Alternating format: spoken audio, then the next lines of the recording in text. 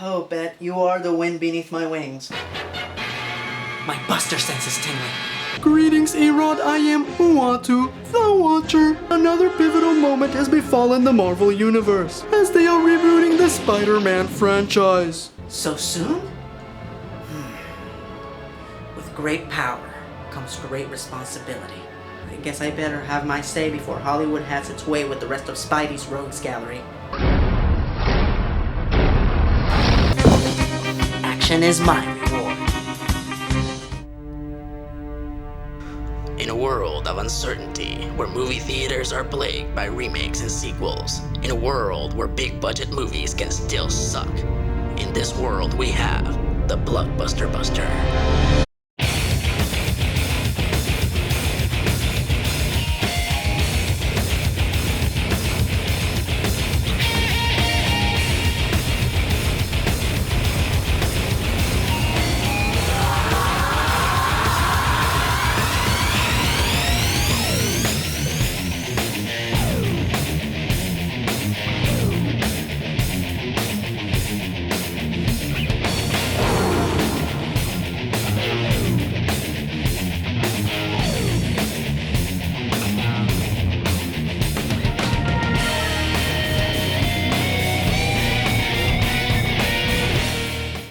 Greetings, fanboys and fangirls, I'm ERod and I'm the Blockbuster Buster, and welcome once again to the casting couch, coming to you for the first time ever from an actual couch. We're gonna do things a little bit different this time, as I am going to be casting the Spider-Man villains. Now before we jump into that, let's talk a little bit about our hero.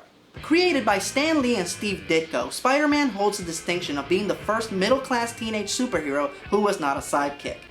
Often referred to by fans as the only superhero that they can relate to, Spidey shares a few things in common with the equally famous Dark Knight. For starters, they are both universally recognized even by those who have never read a comic book.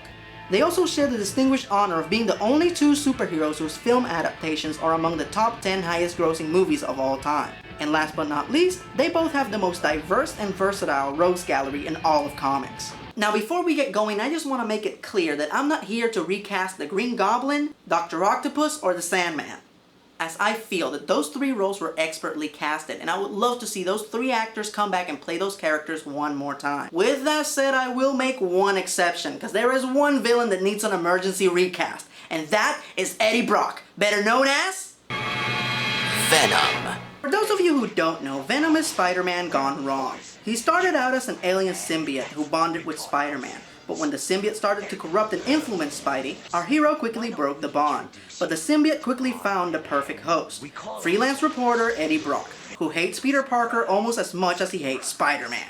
Now, just to be clear, I have nothing against Topher Grace. He's a very talented young actor whose only flaw is that he's not Eddie Brock! Brock is that pathetic bottom feeder who you never expect much from, but at the same time, he can turn on the intimidation factor whenever he needs to. And to play him, I choose Woody Harrelson. probably one of the most underrated actors in Hollywood. Woody can play a weasel, and he can play a badass.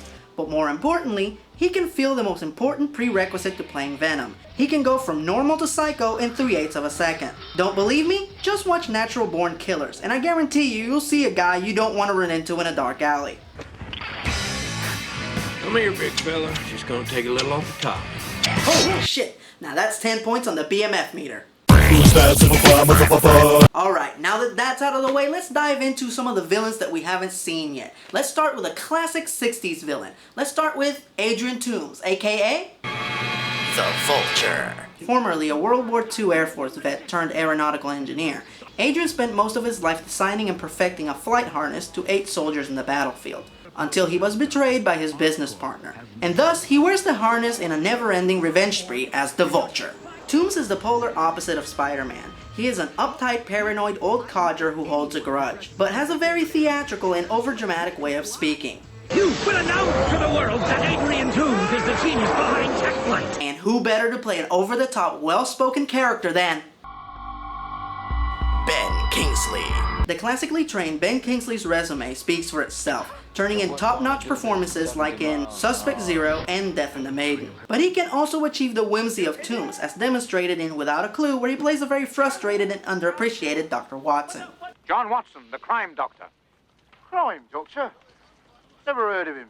And what is the Vulture but a guy that is sick of people undermining him? I'm what you call me. I'm the Vulture. I called you a buzzard. What? You can't even get the name right. Alright, let's bring the terror back down to ground level with the world's greatest hunter, Sergei Kravenov, better known to you and me as... Kraven the Hunter. A badass hunter whose life was saved from a terrible illness by an experimental drug that gave him the strength and stamina of a lion and the inability to give up on a hunt. And so, he remains forever obsessed with catching the most elusive prey of them all, Spider-Man. Now, Kraven is one of those characters whose portrayal changes from medium to medium. Sometimes he's a serious hunter, and sometimes he's an overly chivalrous, overly flamboyant old soul. Whichever way they decide to go, my top pick to play him will still be... ERod Butler. 40% badass, 60% goofball. Here's a guy who goes the extra mile for a movie, whether it's strength training or wearing a red vest with a lion mane on it. Nice outfit. Don't tell me. You're a Leo, right? ERod would knock this one out of the park easy. Alright guys, let's turn up the energy level from 9 to 11 with Max Dillon, also known as... Electro. A blue-collar worker turned into a living electrical conductor via freak accident. Max Dillon could have been a great hero if he chose to be, but he shows Spidey the road not taken, as Max chooses to be a thief and a villain for hire. This looks like a job for an intimidating scumbag. Jackie Earl Haley. Better known for his portrayals of Rorschach and the other Freddy Krueger, Jackie is still a badass, whose face we haven't seen enough of. And while he might not be big enough to fill Robert Englund's shoes, he definitely has the moxie to fill Electro's yellow booties. Why does the vortex have you shaking in your yellow booties? Alright, time to feel the sting of Matt Gargan. Scorpion.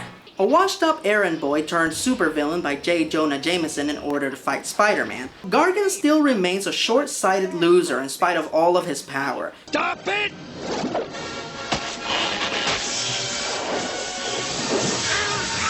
And who better to play a Weasley bastard than everybody's favorite Weasley bastard? Steve Buscemi. Granted, Steve seems to be typecasted a lot in this type of role, but I think this one has a little bit more variety than usual. On one hand, we have a victim who is suddenly given the power to be a victimizer, and on the other, we have a guy who sees his power as a curse, and is now horrified that said power has turned him into a monstrous freak. This would be a good opportunity for Steve to do stuff that he hasn't done before, and if there's one thing that Steve Buscemi likes, is good opportunities. And what are you doing now? I'm robbing this place. Alright, we've seen the fearsome and we've seen the powerful. Now let's take a look at the unstoppable Alex O'Hearn. The Rhino. A former inmate who volunteered for an experiment that bonded his skin with an indestructible polymer, O'Hearn is the ultimate muscle for hire. To put it plainly, he is a glorified attack dog. The beauty of this character is that there isn't that much to him, so the actor that plays him could make the character their own. So what we need here is a physically intimidating guy who has a good sense of comedy. As the Rhino is often the villain who is humiliated the most by Spider-Man. This looks like a job for one of my all-time favorite badasses. Tiny Lester. Tiny has the look, plus we know he can play a dim-witted character. I forgot.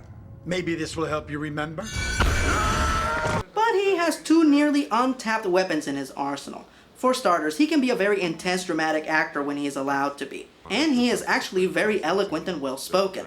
Personally, I think it would be very interesting and funny if O'Hearn starts out being this very intelligent, very well-read man, and it's the Rhino process that turns him into a dimwit, and Tiny is nobody's fool. Mrs. Dallas, this is the president.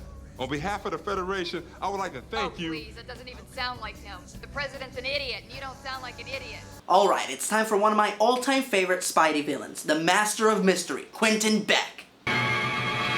Mysterio. Unlike the rest of the villains on this list, Mysterio has no special powers or abilities. He relies solely on trickery and misdirection, as in reality, Beck is nothing more than a special effects master out to make a buck. Now this particular casting choice is a very famous one amongst the Spider-Man fans, and I 100% agree with it. Bruce Campbell. Now I know, we've already seen Bruce do those hilarious cameos in all three Spider-Man movies. Parker. That is what I said. Pecker. But why is he just doing cameos? He's Bruce fucking Campbell! Put a gun in his hand and give him something to kill! And who's to say that these three characters aren't actually Mysterio in disguise, keeping tabs on Spidey, biding his time before he strikes? The bottom line is that Bruce Campbell deserves a starring role, you primitive screwheads.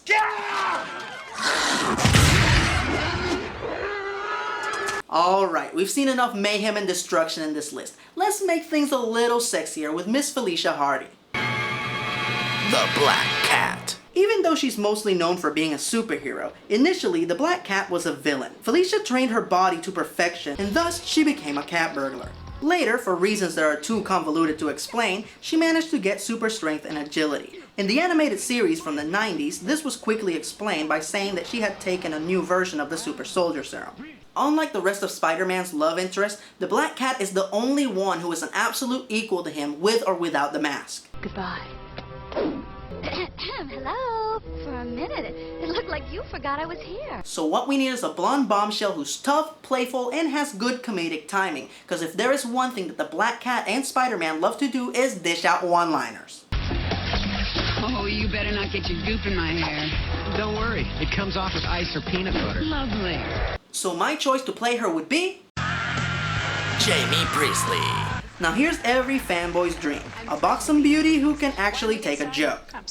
Can it clean these filthy balls? Throw those fuzzy suckers down here. Not to mention that if Dead or Alive had at least one redeeming quality, it's that we finally got to see Jamie kicking a whole mess of ass.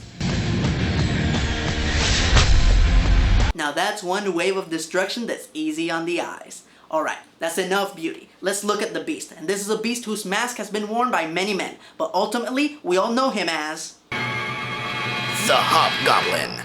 Many have taken on the guise of the Hobgoblin, but I'm gonna go with my personal favorite, which is the one from the 90s animated show in which it was revealed that the murderous Hobgoblin was actually a spoiled snobby billionaire. How's that for an unsuspected secret identity? One minute he's a pompous silver spoon jackass, and the next minute he's a sadistic psychopath who murders for both business and leisure. Now who is both smooth and scary? Ah yeah! Timothy Oliphant. Smooth but intimidating. Timothy can charm the pants off of his victims, but then, when they least expect it, flaming pumpkin to the face! Someone help me! I'm still alive, only I'm very badly burned! Alright, fanboys and fangirls. We started this with a symbiote, let's end it with a symbiote. Cletus Cassidy. Carnage. The demented offspring of Venom, this red symbiote bonded with serial killer Cletus Cassidy, and his motivations are very simple. He doesn't want to take over the world or hold the city for ransom. He wants to kill everyone. And my choice to play the most demented and unpredictable Spidey villain is... Jake Busey. Do I even have to say anything else? Just look at this guy! Carnage doesn't get any more accurate than this. Now, if you still need further proof, just check out Jake and the Frighteners. So those are my choices on whom I think should play the Spidey villains. If you disagree, that's okay, just voice your opinion. Now, if you're curious as to whom I would have had replace Tobey Maguire as Spider-Man, well, I have nothing against Andrew Garfield, so I'm gonna leave this one to you guys. Write in who you think should have replaced Tobey Maguire as Spider-Man. And on the next casting couch, I will read off my top 3 favorite picks. Next week is back to basics. Oh man, I'm sorry. Oh, it's my agent. I'm sorry. I gotta take this. Really? I can't believe we got that much hate mail because of the X-Men The Last Stand episode? I was just being honest. I really like that movie. Well, it's just my opinion. Ultimately, it's meaningless. I'm not trying to... Okay. Okay. Alright. I'll talk to you later. Bye. They don't appreciate you. You work so hard for them, and they don't appreciate you. Let me out. Come on, ERod. The planets have aligned. Let me out, and I will unleash a horror upon them that will make them think twice before they whine over some juvenile, meaningless disagreement. So take off the ring and let me out. Living on the edge, fighting crime, spinning webs, swinging from the highest ledge. He could leap above my head. Spectacular, spectacular, Spider-Man. Spectacular, spectacular, spectacular.